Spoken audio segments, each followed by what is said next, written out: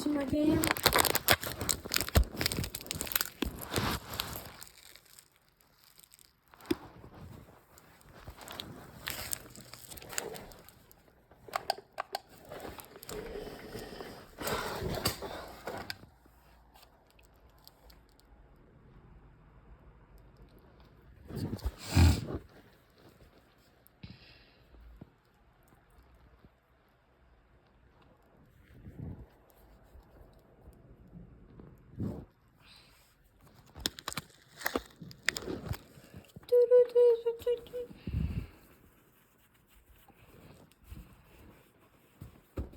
Hey Alexa, play the Joe Rogan podcast. Getting the Joe Rogan Experience from Amazon Music. Here's episode 2496, Julia Monster.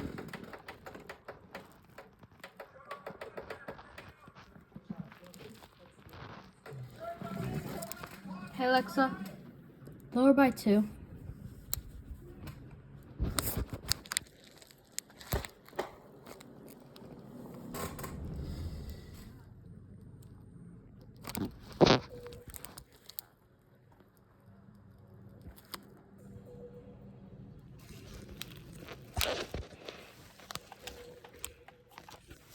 Somebody took Ella.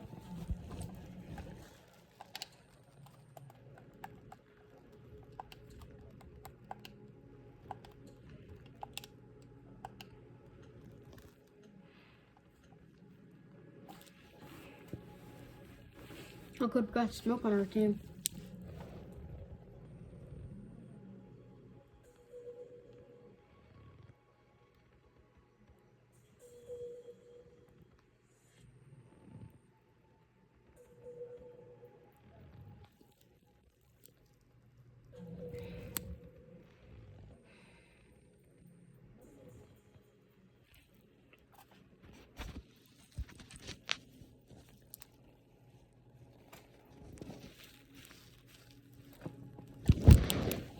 The Joe Rogan Experience.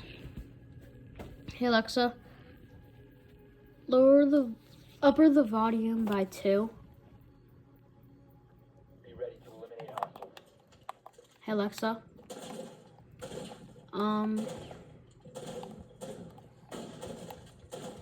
Alexa, turn up the volume by 1. Hey Alexa, turn up the volume by 1. Hey Alexa, turn up the volume by 1.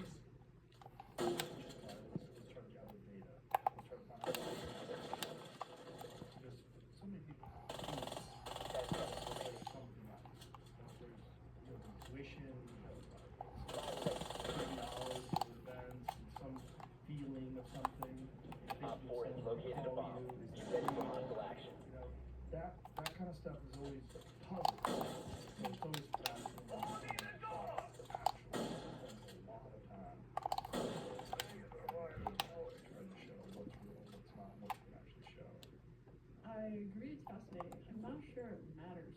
So, I mean, my experience has been that sort of regardless of how much time I spend studying it and how much I see it, and how much I can test different controls to make sure it's not this, that, or the other thing, and it really is the information from the future, or if it is telepathy,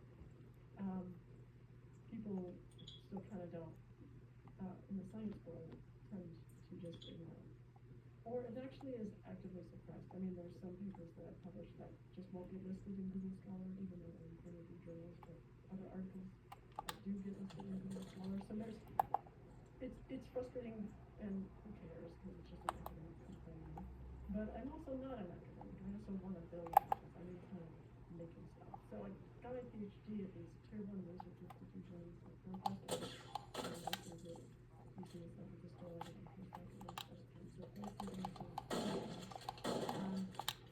so I learned a lot about how to think and how to write and how to do these kinds of experiments. And I know what I'm seeing. And I keep seeing it. And people who study this kind of stuff keep seeing it. But it is inside of me, or there's something inside of me that wants to believe it. Okay, so this is happening. People have these technologies. They're actually doing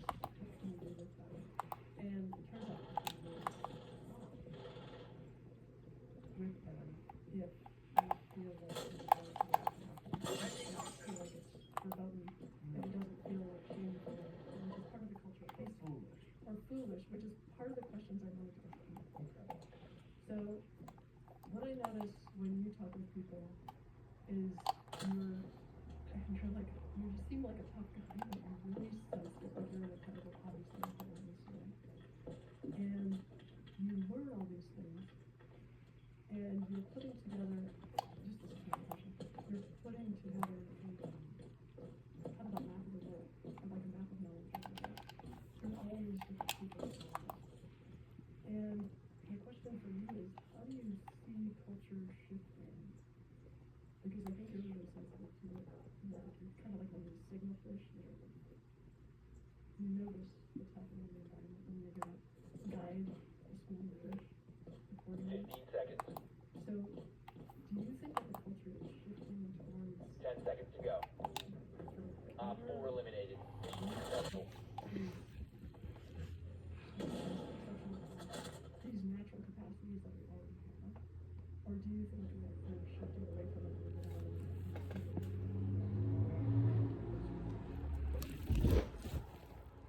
I think that because of conversations like the ones that you've had, the ones that I've had, the ones that are available online, much deeper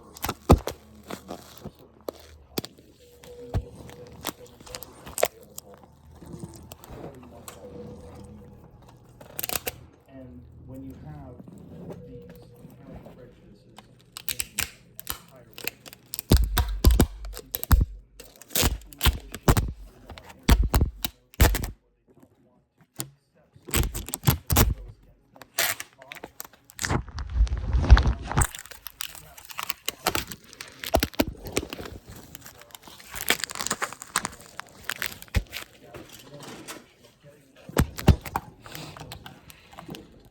and I think there's way more people that are pondering these ideas and having these conversations and thinking about these things than is everybody before.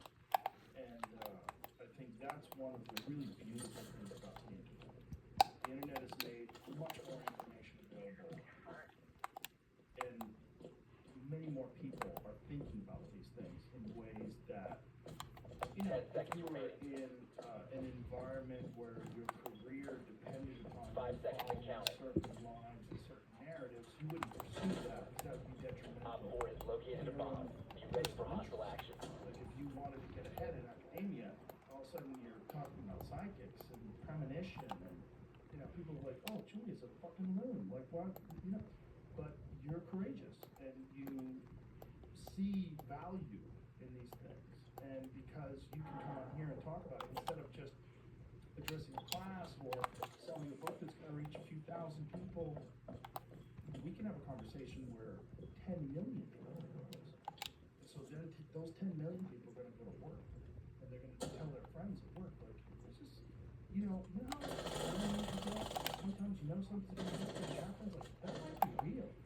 And with that, she was on the Joe Rogan podcast, and she talked, and so that opens up people to this idea that you don't have to worry about being fooled, because that's what a lot of people worry about. There's a big hurdle talking about aliens. Like, all my life, I've always My. I was fascinated by Bigfoot forever, kind of a fan. But I like weird stuff. I'm interested in it. I'm not a person that needs to be taken seriously. It's not my job. I'm literally if you can make fun of me, I'll make fun of you. It Op 4 doesn't last stop standing. Friendly victorious. Hostile having eliminated. that ability to have conversations about all kinds of different things has really changed the way the entire world is discussing just reality. Like everything about reality, from quantum computing to alien life to international politics. Misrepresent each other purposely. Well, it is all right. And why is it taking so long to have so many discussions? So I think I'm once if I have a said purpose she's in big. this world, it's like FlexSpins changed the game. Only on DraftKings Casino. Exclusive Flex across more than 100 slots, so the power of play is in your hands. New casino players play $5 and get 1,500 flex spins. Playing 50 spins a day for 30 days. Then you choose how to play across your favorite games like Hop and More Puff, Cash Eruption, and more. Download the app now and sign up with promo code ROGAN. That's promo code ROGAN to claim 1,500 flex spins on your choice of slots. The crown is yours in partnership with DraftKings Casino. Gambling problem? Call 1-800-GAMBLER. Must be 21 or older. Physically present in Pennsylvania only. Eligibility restrictions apply. Non-withdrawable spins issued as 50 spins per day for 30 days, valid for select games only, and expire each day after 24 hours. See terms at casino.draftkings.com/promo. Ends May 10th at 11:59 p.m. Eastern Time. This episode is brought to you by Tecovas. All right, guys, if you want boots that are made right, you gotta check out Tecovas. Their Western boots are sturdy and clearly built to last, but really sharp and premium too. You don't need to break them in either. They're comfortable straight out of the box and great boots for those summer concerts, weddings, work events, whatever. And they're versatile too. You can wear them with jeans, dress them up or down, whatever you need. Tecovas has all the classic leathers like cowhide and goat, but they've got all the exotics too, for when you want to level up your look. If you've been thinking about a next pair of boots, or hey, even your first pair, go check out Tecovas in-store or online at tecovas.com. That's TECOVAS.com. And right now, get 10% off at tecovas.com/Rogan when you sign up for email and text. Yeah, I'm just talking. It's such a great purpose because, you know, the reason I fell in love with science is it's about not, it's about being foolish. I had this, just the other day, I had this amazing high school biology teacher who had us go outside and he gave us these little note cards. And he said, on one side of the note card, I want you to write a question about the environment and write a question.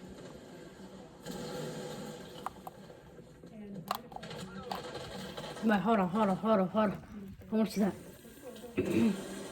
So you see me work enter. And I was the first one you aim into?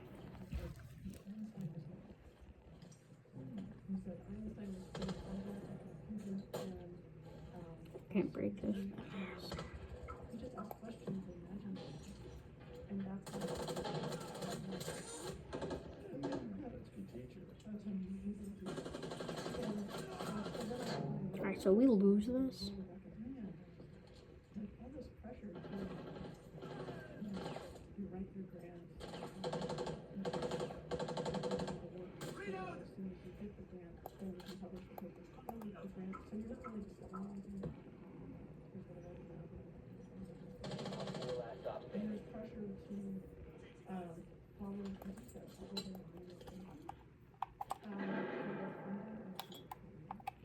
And, you know, I was told very nicely by wonderful people who don't support me, that if I took this stuff about psychic stuff off my resume, I would have practically be impressive academia. And I was like, are you crazy? This is the stuff that's actually interesting? Why would I want to take it off?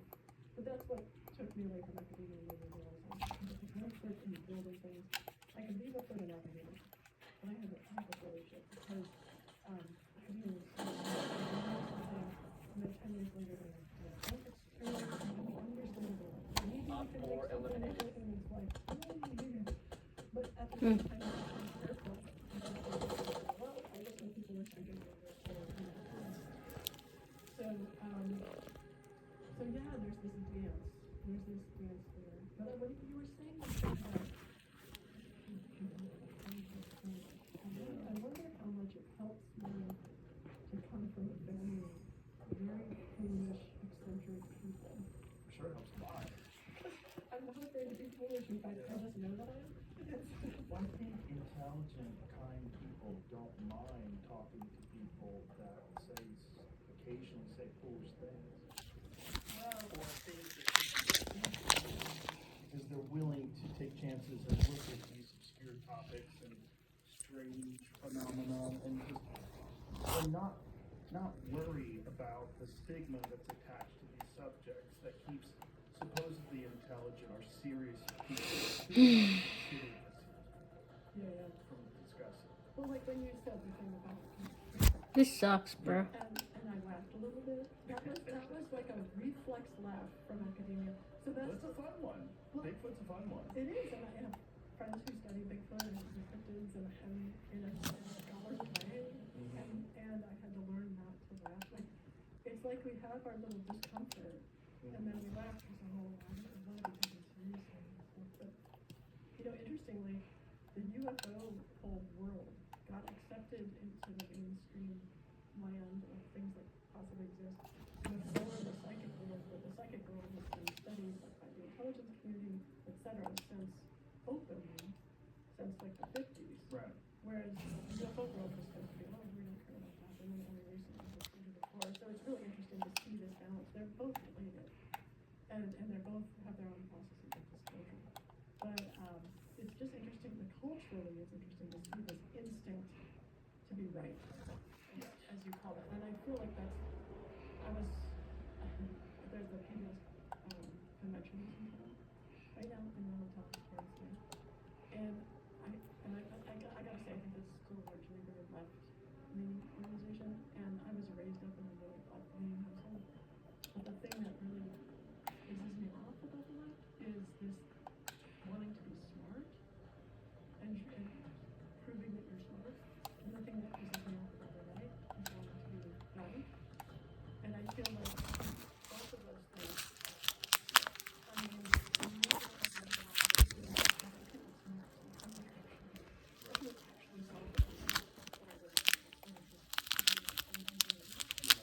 and so it's interesting to me how the cultural change of science also relates to it. Yeah, I grew up in a very left-leaning household as well. My parents are still together.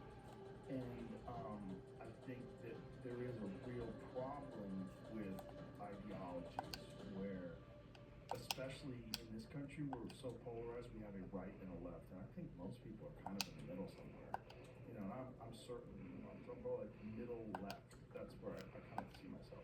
But if you read about me, I'm like far right somehow or another. I know, it's interesting. I'm now independent. I'm officially independent because I'm like, screw it. Yeah. I do think most people are in the center, and I think we need to get clarity on that. You get to say something that's different from what either side is saying. Yeah, the problem with either side is you have to accept, if you're going to join one of their, I had a bit about it in my last comedy special, if you're going to join their team, you have to believe all the things. Right, and you have to kind of display them, perform like you're performing. Very good point. Right? Yes. You have to say all the right words, and if you say the wrong words, you're canceled, and that happens on both sides. 100%. And the right was always complaining about the left doing it, but now the right's doing it. They're canceling each other about all kinds of stupid things. And it's Mark Andreessen's talked about this, that they display all of the behavior that you get from cults. It's the same thing. Oh, really? Excommunication, extreme following of doctrine with no deviation whatsoever. Everyone's very performative, that they are more in line with the doctrine than you are. Ew. Yeah, and Ew. by the way, academia is a lot like that. Oh, it's very much like that. That's very disturbing. It is disturbing because these people, you're supposed to be open-minded, because how are you going to get the truth? I mean, the idea is to get the truth, right? How are you going to get the truth if you've decided, well, that person's asking this question, that's an inappropriate question. Yes. Yeah, and it's also, there's this thing about people being gatekeepers of information. So if you're an expert in a very particular subject and someone disagrees with that, people are like, I am a PhD in the subject, let me tell you about this, and I know what's going on. Like that. Yeah. It's so irritating, and actually that bothers me when I go on shows and people say, oh, but you're a scientist and you study this, and it's like, yeah, but could we not revere me for that reason? Can we instead ask the question like, does she do good work? Does she have interesting thoughts? Does this seem reasonable? Does it seem like she's after moving towards the good? Those are really the standards, regardless of your degree. And so it worries me that we put so much emphasis on experts. And I also see that there can be this problem where you go, oh, experts are all full of shit, and then you have to get brain surgery, and you're like, a really good neurosurgeon. Yes. Oh, 100% there's both. I think the problem is human ego.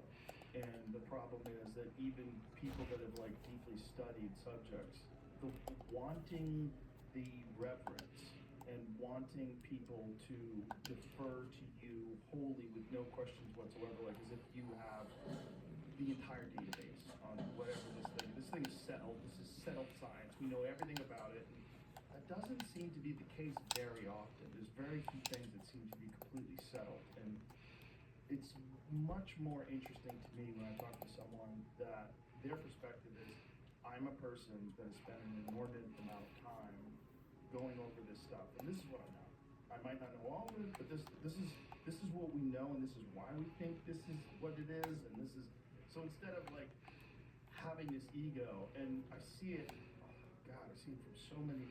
It's a very male thing too. It's a very male ego thing to be like the the dominant force of the narrative, that they're the enforcer of the narrative, and very dismissive and very rude and saying, just insulting things about anybody that deviates from it, instead of just saying, this is why I think this is the case, and this is what we've learned over the years, and this is it. But having humility when you're dealing with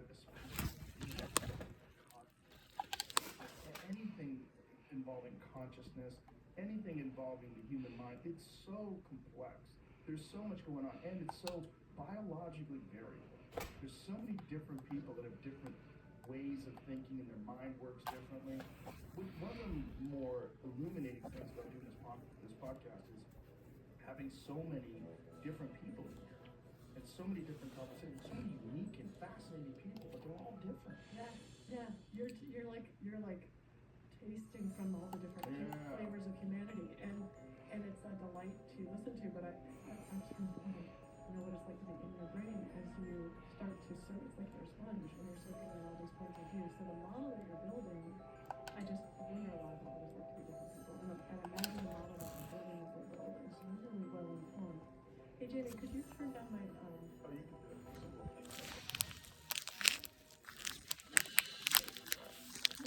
Simple thing.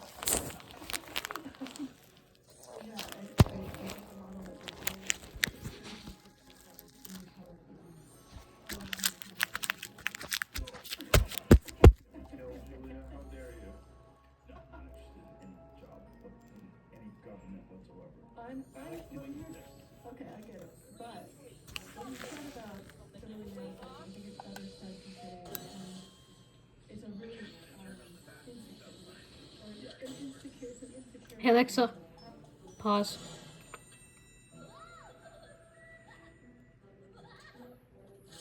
The friends were ready to attack the big Mr. Bear.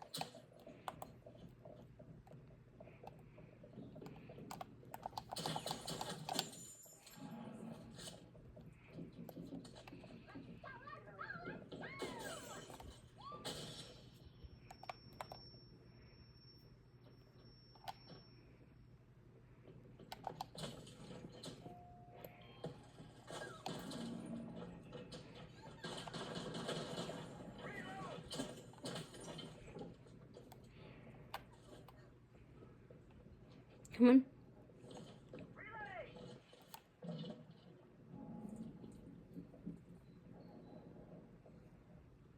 Mr. Bear was under attack.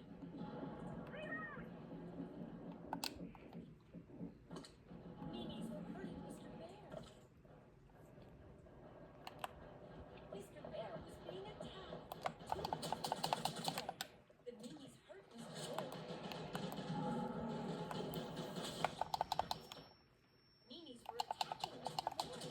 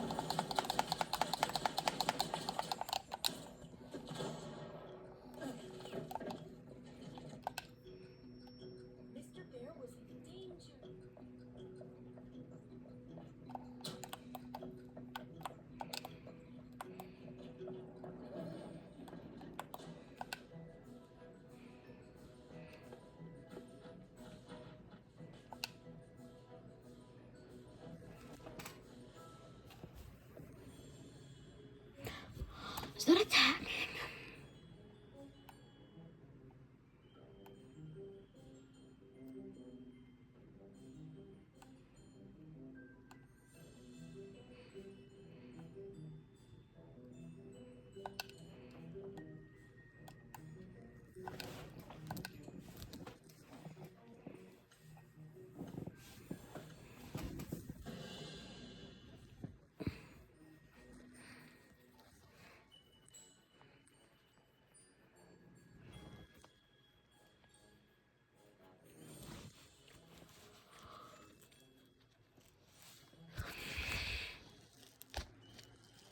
Mr. Bear did not like that the meanies had a bear too.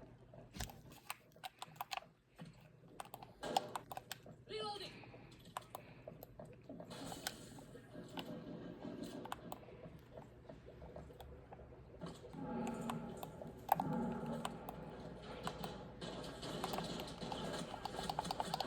I hit that guy like 6 different times. I don't know.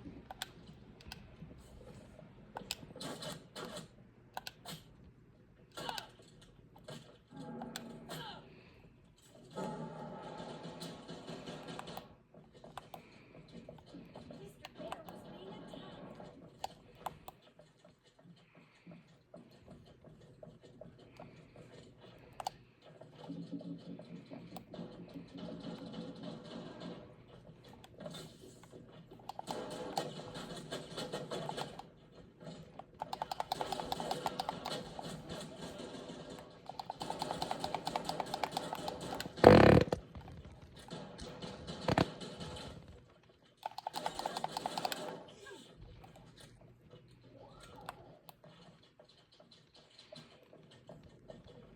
Mr. Bear was Oh my god, stop fucking cornering me. Mr. Bear was under attack. Yeah, kill him, kill him, kill him.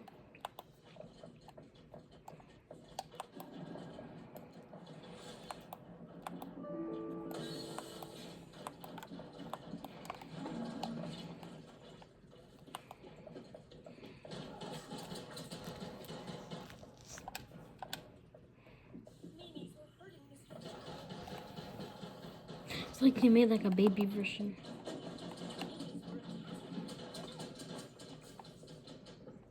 One minute remained. Oh my, it doesn't even let me shoot. Mr. Bear was under attack. Mr. Bear was in danger. Mr. Bear was being attacked. Oh my god.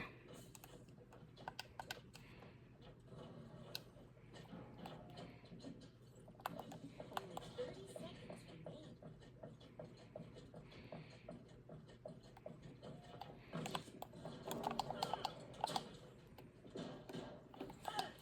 I'm gonna fucking rape this bandit guy. Just 15 seconds remain. Just 10 seconds were left. 5 seconds remain.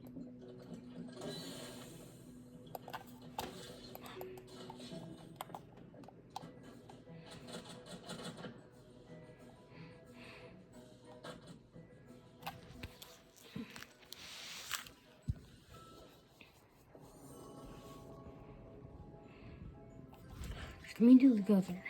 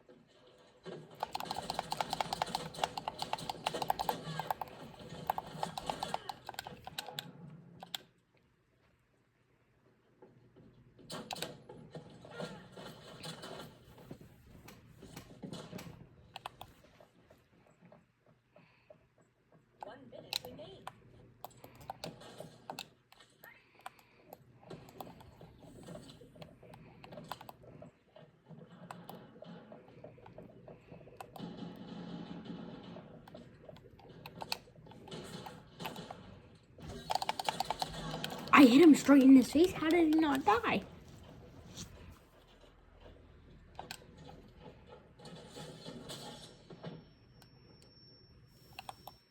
Only 30 seconds remain.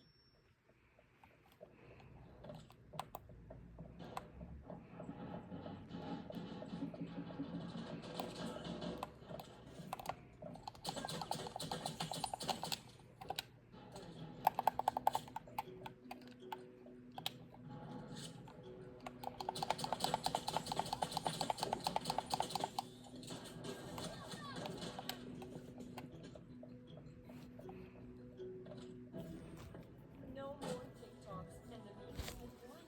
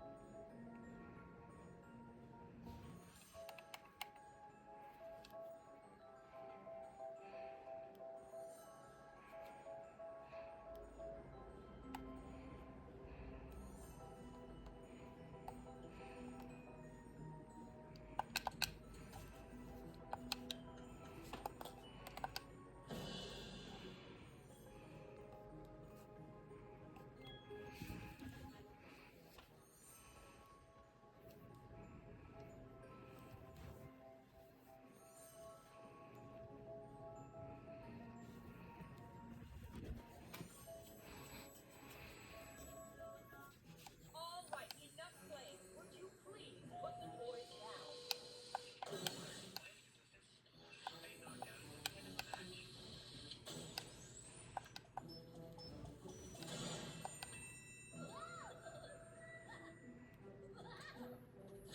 This game is different. Only one Mr. Bear can stay.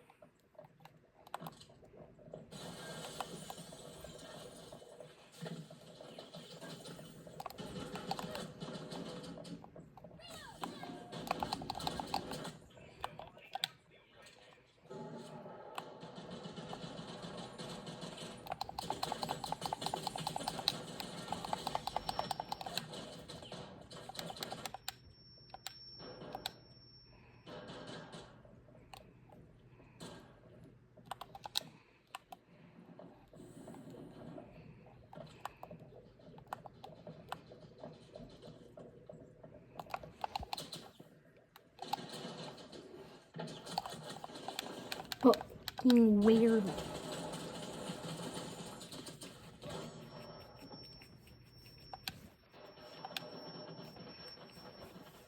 Minutes remain. Mimi's hurting Mr. Bear. Mr. Bear was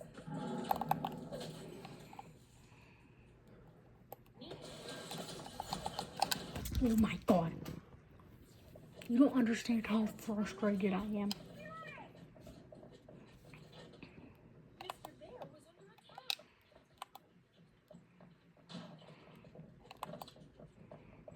Mr. Bear was in danger. Stop camping the corner before I smash my fist into your skull and then you have autism. Okay? Okay.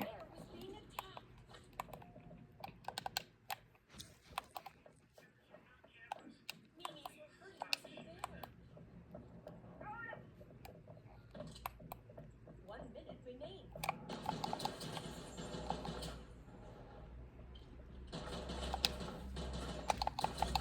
I shot him straight in his neck.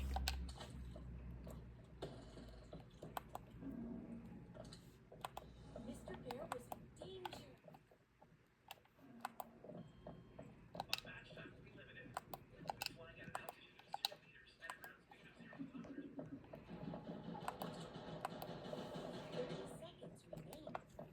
Mr. Mitchell is under attack. Like, fine.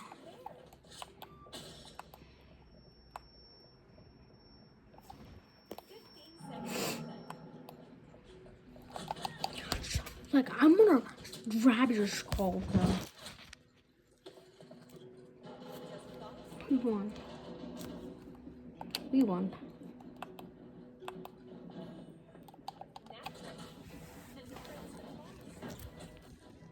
Where is that, guys?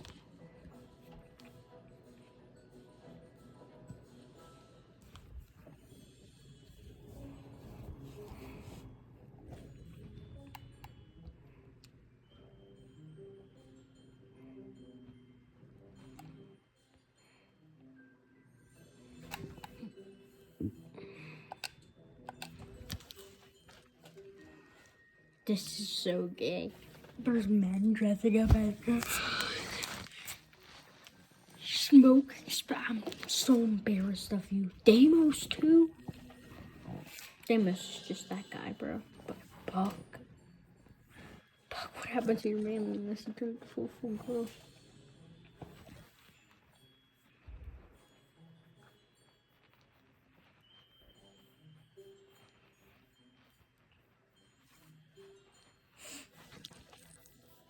Did I just